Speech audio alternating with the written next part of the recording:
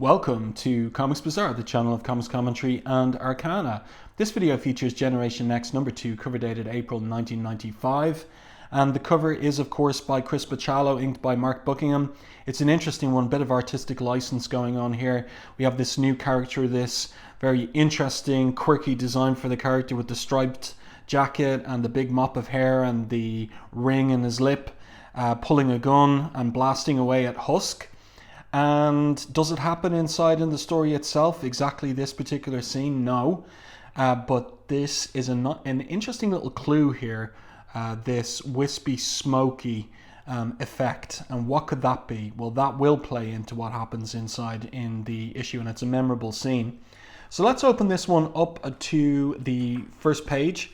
It's a very distinctive design by Bachalo here, this circular panel. That's one that he uses in pretty much every issue. I like it. And we have the title of the story, Hither Comes the Sugarman. And of course the Sugarman's going to turn out to be quite the disgusting character in this series. Creative team created by Scott Lobdell and Chris Bachalo, inks Mark Buckingham, color Steve Buccellato with electric crayon for the digital color effects, letters by Richard Starkings and Comic Craft for the digital lettering. So here we have Ilyana Rasputin, and she's got a little friend there, and they're cold. They're somewhere cold and damp with the water coming off the roof of this apparent cave, and Ilyana tells her friend to be quiet, he's coming. So who is coming? Let's take a look. Now this is quite a really cool double page splash establishing their situation here. A lot of design work going on here and a lot of cool inking from Mark Buckingham. So we've got like some dry brush and ink splatter going on, but also white media in marking in the fencing posts. So you've got tiers and tiers of caves hewn into the rock here, whatever the situation is.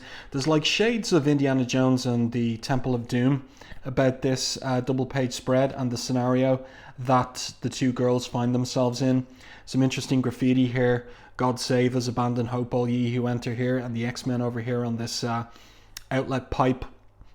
And I like even the detail of the skull with a nail hammered into the top of the fence post. So yeah, a lot of work here, a lot of interesting spotting of blacks, the light coming up from beneath, so you've got uplighting through the whole thing. Nicely done. And then this is a great scene here. We've got the 6 panels in tiers and Ilyana peeping out of her cave dwelling, some figure coming, she's telling her friend to shut up if you want to live, and then first of all the sound effects, wrench, wrench, wrench, and then a hulking ogreish figure that doesn't speak human language, and these disgusting noises he makes, and then the indication of the hair, the bristles, and the narrowed slit eyes as well as this creature sniffs the air. Turn the page and here we get not quite a good look at him, but in silhouette, and he looks very ogreish, and he's carrying a hammer here, snorting and sniffing like a pig.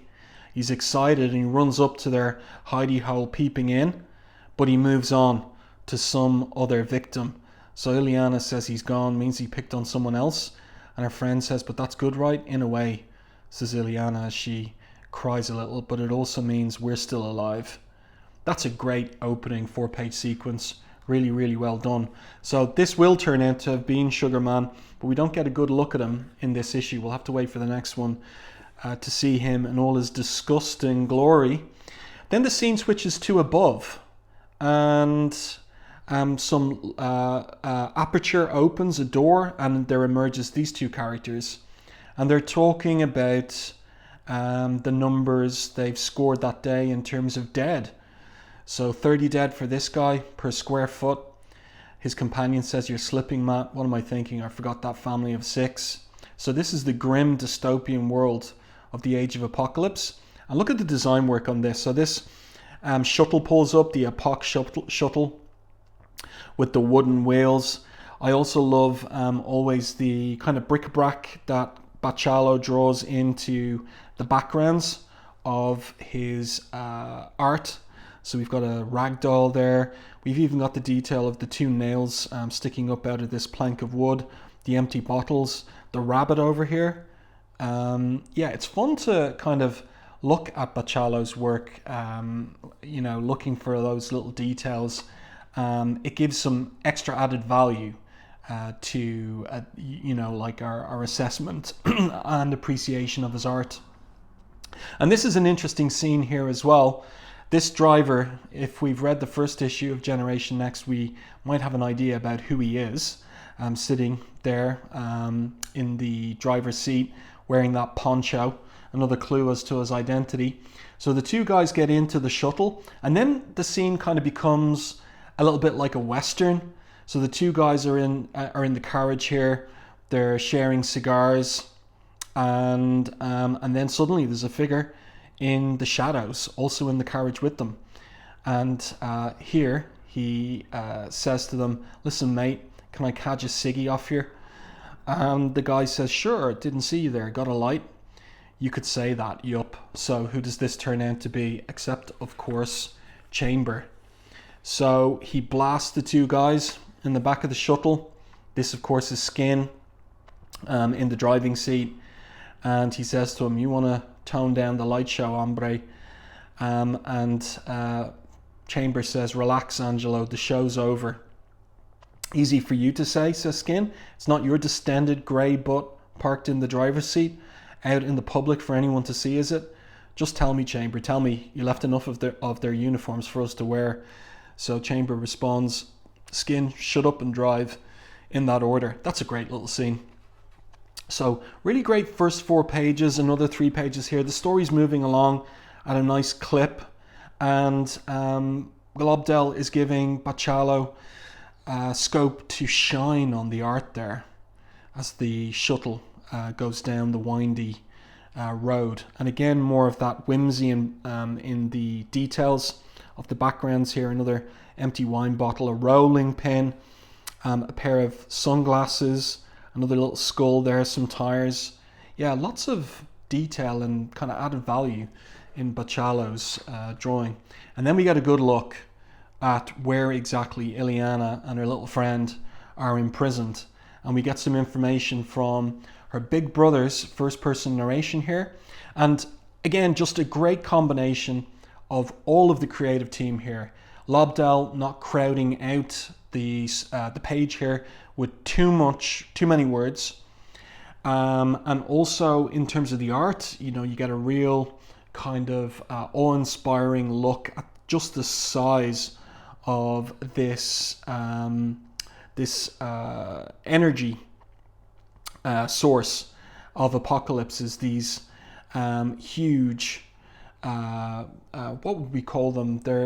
They look a little bit like nuclear facilities, but they're not. It's a kind of a mining facility, but this huge towering chimney on top, and the cranes up here as well, and the lighting as well. And again, just Mark Buckingham's inks using different techniques here, maybe some dry brush, some white media as well. It seems like there's lava flowing out from the bottom of the chimney edifice structure. And even like these pine trees here, delineated again with white media. Yeah, it's very, very interesting to look at. And finally, the digital coloring here, Steve Buchalato's coloring, it all works really well. So Peter, in his first person narration, we learn that they're in Seattle, and the Seattle core is the base of the High Lord Apocalypse's energy source for all of America. So this is where they have tracked, using Know-It-All, they've tracked Ilyana to this location, and they're there to rescue her. That's Colossus, Kitty Pryde here, who's his wife in this Age of Apocalypse reality, but there's a little bit of tension between them. Kitty's not so very enthusiastic about the mission. Colossus here says to her, he says, "If you do not feel up to this, Katya, I'm more than willing to do it alone." And she says quietly, "That's what I'm afraid of." And he asks her pardon, and she says, "Nothing, dear, less than nothing." So she's not happy at all, not so very confident in how successful the mission might be. Then she begins to explain as he walks away, "Look, Peter, all I'm saying is we're all being asked to risk a lot on the word of some lunatic named Bishop. And she even says, Bishop, what does that mean? I mean, besides saving your sister, what are we, I guess she was going to say, what are we doing here? But he's on his way. Kitty Pryde in this reality is a smoker, and she's grabbed from behind, yanked from behind. But Colossus, this is funny in the first person narration by Lobdell. Colossus thinks to himself, it's not like my love to go for more than, say, a moment or two without saying something. I return to check on her. And again, more of that bric-a-brac here. A Converse boot runner, another empty wine bottle, a dead fish. That's some funny stuff there. And this character here is a type from the Age of Apocalypse reality known as an undercloak. So Colossus lifts the boulder away from out of his way in order to get at this guy. That's a great shot there, a great anchor image of him holding up that boulder. And we get in his first person narration an explanation of what an undercloak is. Filthy little ferrets scurrying on the fringes of Sugarman's defense perimeters, laying about the shadows, killing at their leisure, shadow permitting. In the harsh light of the moon, they become tangible, vulnerable. And then Kitty Pryde, who wears these gauntlets from which extend these cat's claws, skewers the guy, kills him. And she says here, and that's a nice device here, the reversed silhouette on the figure of Kitty with the extended claws and the blood and gore dripping from them. I think we flatlined him before he could path the central, telepath them, communicate with them. And Colossus just slams the boulder down on the guy. I don't think it matters. Bottom line, we're going in. Great scene. Then it switches to the spa downtown. So that's downtown Seattle. And we've got this another great kind of monster design by Bachalo, with the guy having this nuclear nuclear sign tattoo on his shoulder. The hair there, the ring in the lip, the delineation of the musculature and tendons all down his forearms as well. It's good stuff. So this guy is at the spa. He's saying here, nothing more relaxing than sweat and towels agree. And this figure here speaks with a very distinctive, and for readers of Generation X and Next, notable and known dialect. I reckon I don't know about the good life like you do, Mr. Quietus, sir. I'm just a lowly human attendant. So that's a familiar pattern of speech. Who could it be? Well, of course, it's Husk, yes. And so obviously she's there on part of the mission, and she's there to seduce this guy, and thinks to herself, yeah, well, there's a first time for everything, Gene trash, because the guy says even though she's not the regular girl he's used to come along with him, and that he's never disappointed. So there's kind of like a, what would we say, like there is a seedy, sleazy subtext to what's going on here, but Husk plays it smart. She's there with her own little flask that'll turn out to be a pivotal device in the story. So she pours out of the glass the whiskey or whatever it is, and makes as if she's going to pour into it something from her own private flask. And there's a good bit of fun in the dialogue here, where Quietus says to Husk, you talk a lot. And she responds here, sorry, I'm not used to being around such impotent people. And he says there, as he takes a drag on his cigar, meant to say important. No. Of course, important, silly me. Don't be impressed by my stature, he says as he gets up. Despite my title, I'm a mutant like any other. I've wants, needs, desires. And then he snogs her, so really disgusting here. But just a great character design by Bachalo. And just the detail of the colouring on the suit, the yellow and purple. It's really garish, and creates the effect of just quite a bizarre figure. But very memorable. Interesting too, those bric-a-brac details. We've got a little photo there of Farrah Fawcett, and later we'll see somebody else on the wall. A cactus, this little doll here as well. It's interesting, all the little details he puts in to keep the reader give the reader that little bit of extra value in the art. So anyway, what happens here is that Husk begins to cough, and Quietus is not an imbecile, and he's set up a detector in case there's anybody trying anything on with him. See this vaporizer makes most mutants violently sick, most except me. It's how I detect mutant turncoats, assassins. So then he lashes out, he punches at Husk, slams her into more of that bric-a-brac, and demands from her, now tell me, who are you really? Who do you work for? And she responds, none of your business, loser. And so he says here, a lot of courage in you. I enjoy that in a girl. It means I get to break you slowly. Fortunately, the night is still young, and I don't have to be at work until 7, even have time for a drink. So he's a real nasty piece of work. And there is the flask in the foreground on the table, waiting for the guy. And so he picks it up, and she says, please don't, it was my mother's. Your mother's, eh? He says, sniff, your mother smelt of elderberries. And he drinks it down, and Husk just begins smiling, grinning in delight. So what's the ruse here? Well, he slams her up against the wall, and then he pulls the gun on her. And so are we at the scene from the cover? No, not quite. There's a twist. He begins to pause in his speech, and he starts to get sick and belch. And then Husk there with her clenched fist bids him happy trails, Quietus. What happens here? Turn the page. He explodes. It's disgusting. It's a disgusting climax.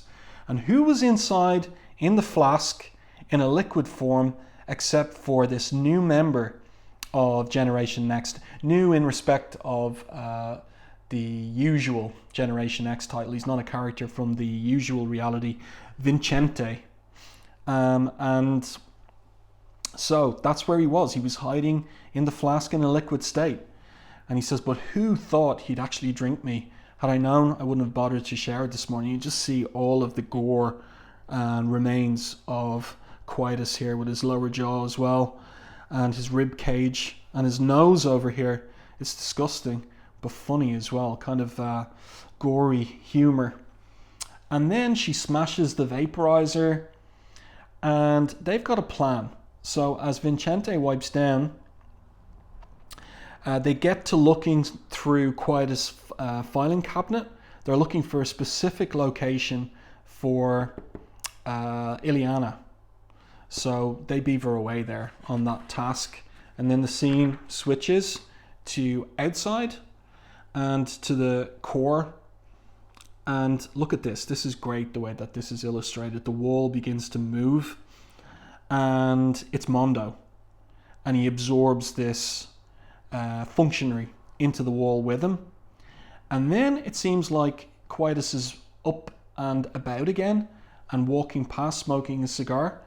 But it turns out that this is actually what would I say, like, it is yet another ruse. They're using Quietus's suit and Husk's omnimorph powers. So we get an explanation of that in the dialogue here. But using your power to fill out, this is Vincente speaking. This is Husk. But using your power to fill out the added mass I lost to mimicking Quietus's head. So she is using her omnimorph power to mimic this head, and then Vincente is filling out the suit. So that's pretty clever. And then Mondo's there in the wall, so they've connected with him. They know that he's there, and now they're looking for the other members of the team.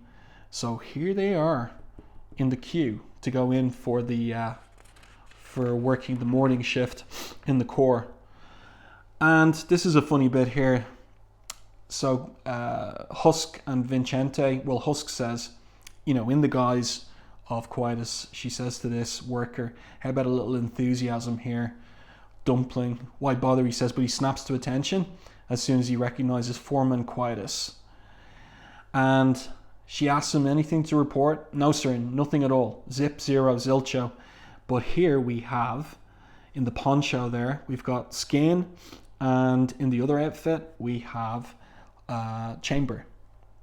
So they're unsure as to whether it is Husk and Vincente, whether the plan has gone, has gone to form or not. So this is a funny bit as well, where basically Skin checks Quietus by knocking him with the end of his nose. Kind of like a strange twist on Pinocchio here. But it also looks a little bit obscene in the way that it's been rendered. And so now they all know that they're present. So Husk says to the guard, have these two herd workers accompany me on my rounds this morning. There's something about hanging out with the ugliest ones. I understand, sir. Of course, says Chamber there. And then we switch back down deep into far below in the core. We've got this other weird little character here with Trident, and he wakes up Ilyana and her friend with this gush of water that emerges from his throat. And her friend asks her, is it safe, Yana? Yeah, as safe as it gets. And that's cool. Like, it's a book ending. So it opened with them trying to avoid danger, and it ends with them catching up with them again, and they're just dodging danger. But also what's happened is the Generation Next team have just walked by the cave in which Ilyana, whom they're looking for, is residing. So that's a near miss for the team. So what's coming up in the next issue? If you can believe it, this was the upbeat positive chapter. Next issue, things get worse. We've got that really devilish design there, that profile of Sugarman's face with the snaky tongue and his ear, but it looks like a devil's horn. That's really nice design work by Bachalo as well. So a really kind of fun issue that, like, this isn't wrong. This is kind of like an amusing, fun issue. There's some disgusting moments in it, of course, especially with that Quietus character. But it zips along. It's well structured, well composed.